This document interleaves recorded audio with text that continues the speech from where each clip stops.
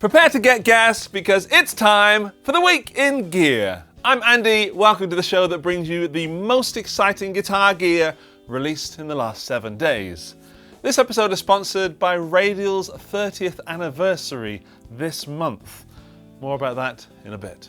Now, let's kick this off by taking a mind journey through time and space to a magical place called Milton Keynes, where Marshall has just dropped their very first artist signature amplifier in 14 long years. This is the brand new Marshall 1959 BJA Billy Joe Armstrong artist signature. It was first teased behind Billy Joe on stage with Green Day at the 2026 Super Bowl, and Marshall has officially made this baby blue beast a reality. The entire physical design is a direct tribute to the legendary, heavily stickered Fernandez Strat style guitar, Blue. You get a striking baby blue vinyl covering paired with custom brass and silver front panel details, unique branding, and his signature printed on both the front and back panels.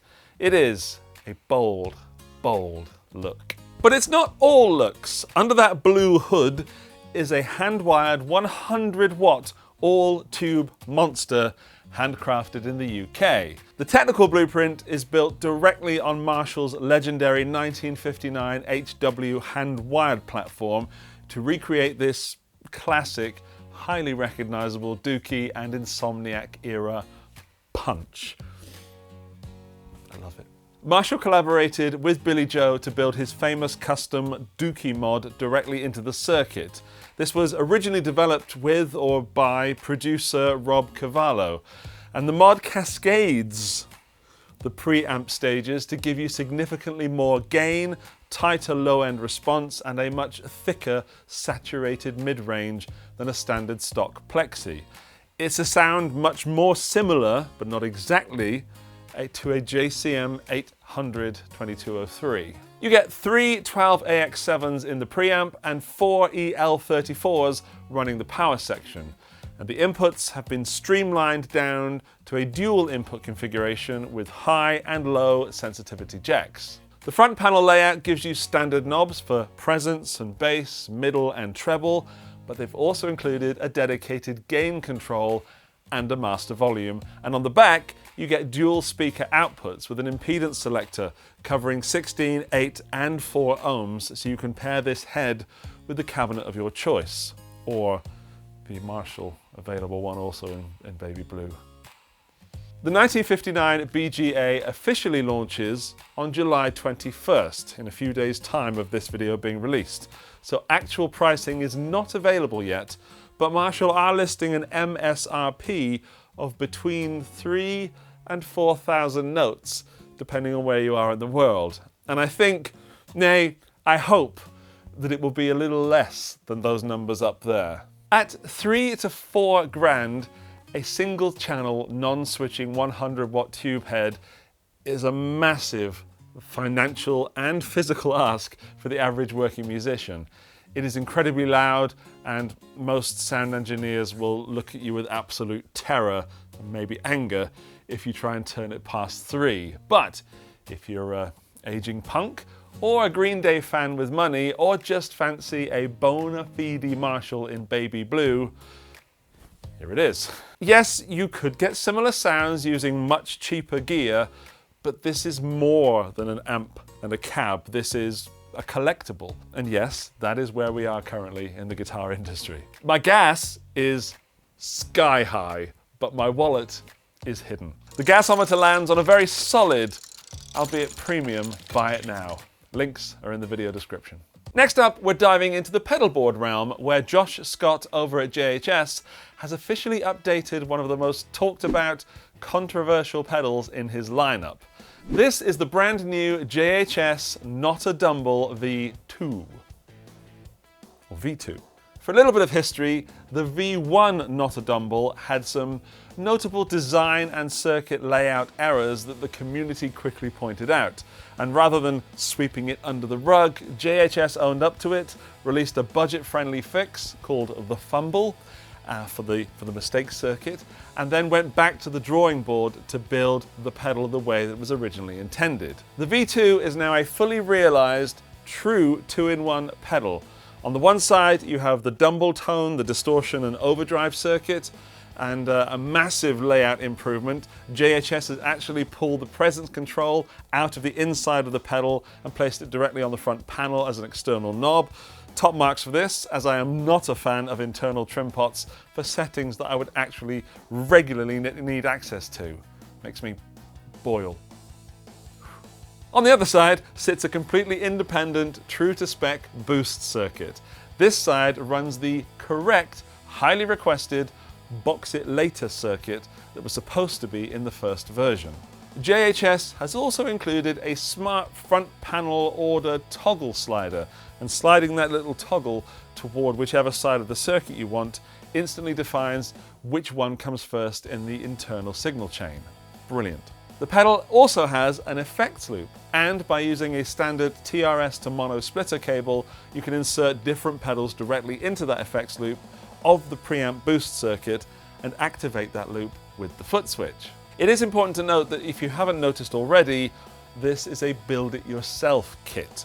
So if you love a bit of building fun and tweakable dynamic dirt boxes that can serve as the brain of your pedal board, this is an exceptional utility tool. The price? What would JHS charge for a long-forgotten Dumble tone box that has links to John Mayer?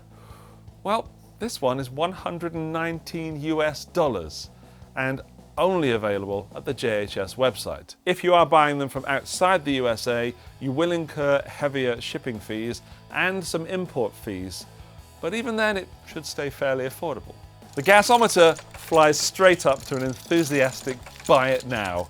The JHS marketing train is flying and carrying a lot of momentum with it. This pedal is quite simply a hit, even without hearing it. Before we get to the next gas-inducing item of the week, let's talk about how Radial have been helping musicians stay true to their music for over 360,000 months, or 30 years. If you've ever spent any time building a rig, you'll know that as your setup evolves with new pedals and modelers or laptop feeds, your signal path gets complicated. The absolute worst time to find out that your setup is vulnerable to ground loops or hum or signal loss is right when you hit the stage or you press record. And that is why for their 30th anniversary, Radial is celebrating with their True to Your Music 30 campaign. They've spent 3 decades quietly building the industry standard direct boxes and switchers and routing tools like the legendary J48 Active DI box, or this shotgun, the guitar splitter, which allows you to send one guitar to up to 4 different amps. I use that very often. Or if you're into recording and are rather indecisive and need to reamp, you need one of these reamp boxes. In my personal recordings, I'm always taking a clean DI feed as well as my regular feed, and then very often feeding it through the reamp station. It will protect my signal integrity, it eliminates noise, headaches, and it does give you a very bulletproof, consistent workflow every single time I plug it in. These things are the kind of professional road-ready gear you buy once and you rely on for decades. I've kicked, accidentally, this shotgun around the stage many times and it still looks brand new.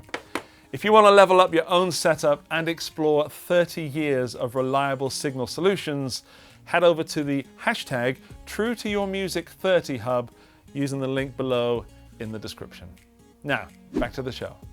The design team at Blackstar have partnered up with none other than legendary shred royalty Doug Aldrich. Following the massive success of his flagship 100-watt DA100 signature head, they've set out to solve a classic modern recording dilemma: how to get the specific physical compression and tactile feedback of a roaring arena rig at a volume that won't result in having your door broken down by the noise police.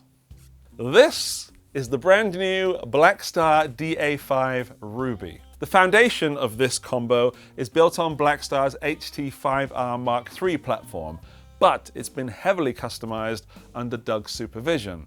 And unlike most low-power single-ended bedroom amps, the DA5 features a genuine push-pull tube power stage driven by a single 12 BH7 power tube and an ECC83 in the preamp. The configuration is specifically engineered to replicate the sag and the bounce and the harmonic response of a 100-watt head. And if 5 watts is still too loud for your space, the top panel features a transparent power reduction switch that drops the power down to a whisper-quiet 0.5 watts. That power amp drives a brand new custom-voiced 12-inch Aldrich 50 speaker rated at 50 watts. The clean channel gives you independent volume and tone controls.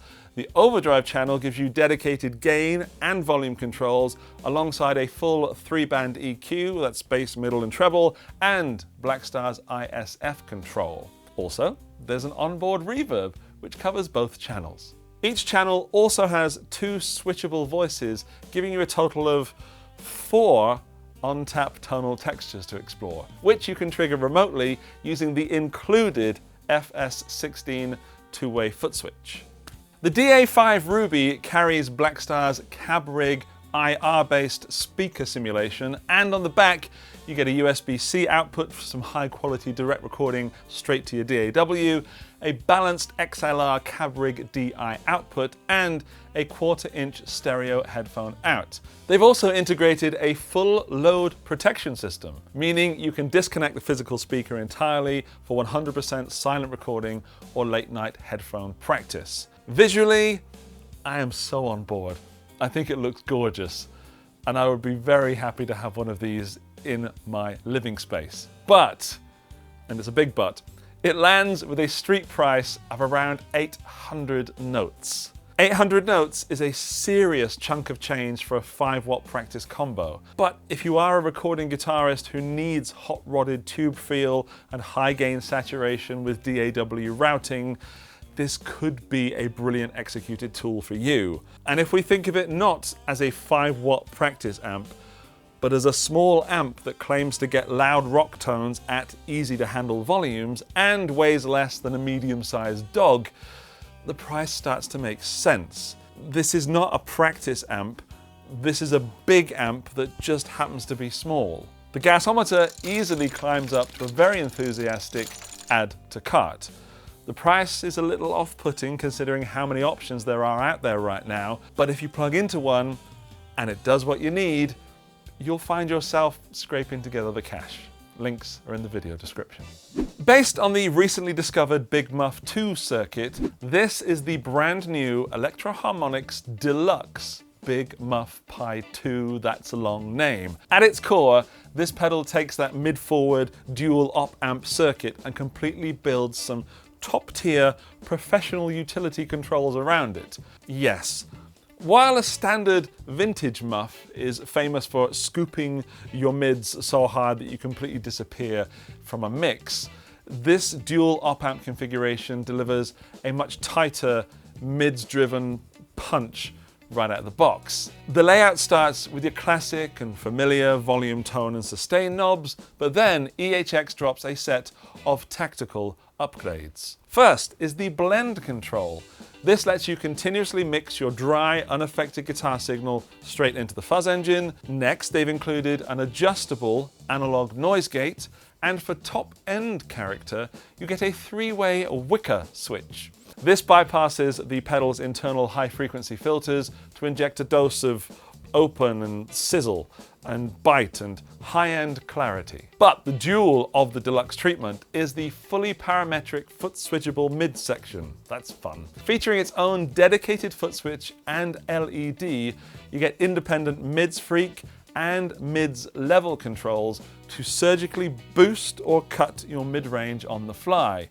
It's paired with a high-low Q toggle switch, and that lets you define how wide or razor sharp that frequency band is. Even cooler, they've thrown in an expression CV input on the side, and plugging in an expression pedal lets you sweep that mid-frequency control in real time with your foot, giving you access to fuzz wah.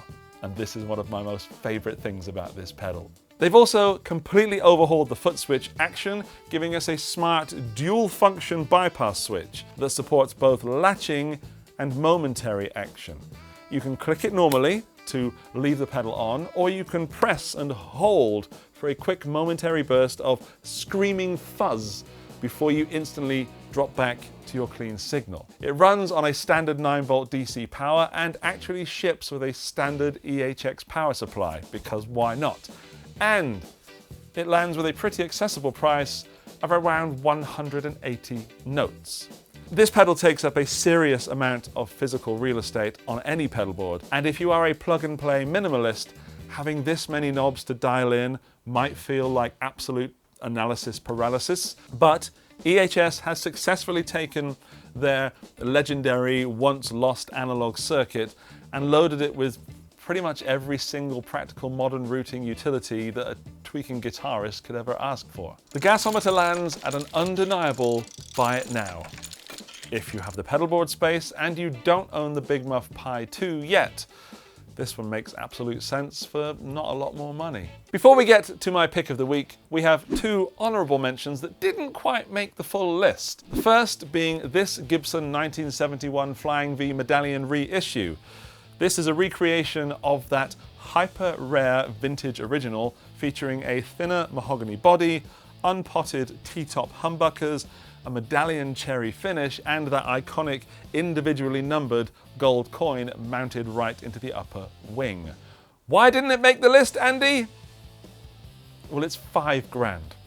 The second honourable mention is this Ibanez IC420 in a new gold finish. Specs are the same as the existing IC420 models, so you get an Akume body and neck and a Jatoba fretboard and some classic looking finger pickups. This didn't make the list because it was announced last week and I missed it.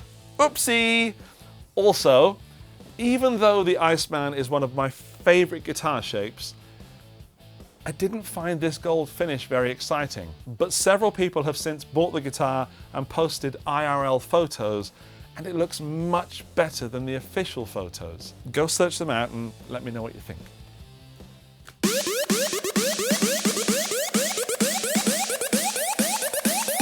Andy's Pick of the Week. And finally, we have arrived at my absolute grand finale, my pick of the week. This guitar deserves some serious hype.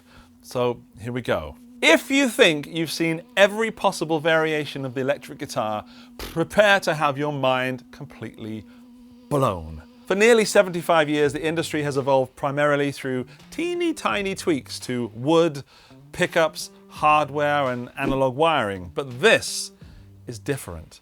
This is the mind-bending, highly futuristic Cream Guitar's Voltage Da Vinci. This isn't just a new offset guitar body, it is a multidisciplinary marvel of embedded electronics and materials science. This is a color-changing guitar. It's not several guitars that Victor's putting up in the same shape. And it does this by using proprietary electromagnetic e-ink paint technology. Woo. There are no glowing LED screens or heavy batteries to weigh the guitar down. Instead, the entire body is layered with this micro-encapsulated e-ink, the exact same physical ink technology found in an Amazon Kindle. And when you connect the instrument to your smartphone via Bluetooth, you can use the companion app to electronically stimulate the ink and instantly transform the guitar's visual identity. And you can swap between colors and solid schemes and sharp checkerboard patterns at the push of a button. And because e-ink only draws current during a transition, your appearance changes don't drain power while you're playing. It is also important to note that once you've designed and loaded your finishes, you don't need your phone to make the colors change. Just pushing the volume and tone pots will cycle through them. And that is genius, keeping the phone away from the guitar on stage. But as impressive as the visual trickery is, Cream Guitars went to massive lengths to ensure this remains a professional-grade, high-performance musical instrument. The core build seems incredibly robust. The body has a striking, sharp silhouette, which is reminiscent of an Explorer, constructed with a solid maple body, reinforced with solid 3mm brass resonant plate running straight down the center. The neck is a bolt-on maple neck carved to a traditional C shape, not modern C, carrying a Graphtec nut, ratio locking tuners, and a premium bound fingerboard dressed with 22 rounded frets. The hardware, that is an aluminium headstock overlay up top, matched with a custom engineered heavy duty cream bridge down below. And the pickups are a calibrated set of custom voiced Seymour Duncan humbuckers. So no upgrading or modding needed. The pots and switches are also high-end choices, including a 6-way Switchcraft toggle switch, giving you access to a large array of series and parallel and split coil configurations. It's a well-built guitar that looks like nothing I've ever seen before. The possibility for live use is huge. If you are a guitar player that likes to be the center of attention, you simply need the Cream Guitars Voltage Da Vinci. Let's talk money. The introductory price lands at around 2,500 notes, and the initial runs are highly limited. I think Cream Guitars have done very well to keep this price down. I'm not saying that this is a highly affordable instrument, but I am saying that for a guitar that seems to have great bones and look different to anything you've ever seen at the local blues jam, that's not a lot of money. When people hear digital color changing guitar, the immediate reaction is to assume that it's an expensive gimmicky toy. But this seems like a serious guitar as well as being a piece of living industrial art. It is an absolute undeniable triumph of modern design and the easiest My Wallet is on Fire I've handed out all year. Links are in the video description. Run, don't walk, to that link and grab one. This is the kind of guitar that makes you look around the room for things to sell. I dig it. Here is the QR code to scan to find all the gear from this episode at one of my retail partners, but as always, clickable links are also in the video description and probably in the first comment as well. A big thanks to the supporters over there, over on Patreon. Thank you for supporting the show, making it possible, and also, of course, to the people on YouTube making this show worthwhile, fun, and financially viable. But now, a shout out to the top tier supporting members. Antonio Cruz Barreto, Buddha Blue, Boom Shakalaka, Buzzle, Chris Kelly, Craig's Fist, Darth Bagel, David Meyer, Dirk, Fuzz Onkel, Yindrik Strelka, Johnny McBadminton, Kultur Pop, Mark C. Stanford, Mike CQB241, Mike Lute, Andrew Morgan, Craig B. Darius Lives, Gary O'Neill, Josh Tamberg, Mandude Bro, Fat Raptor, PQ Deads, Sarang Narayan, Sanya Chen, Sarah Marie, Searching for Tone, Southern Panda 33, Thunderbird Calls, Twig is inconceivable, brilliant, good show, man. Thank you, top tier members. Let me know your pick of the week and include the word sunshine in the comments to show the world that you watched until the end. Bye-bye!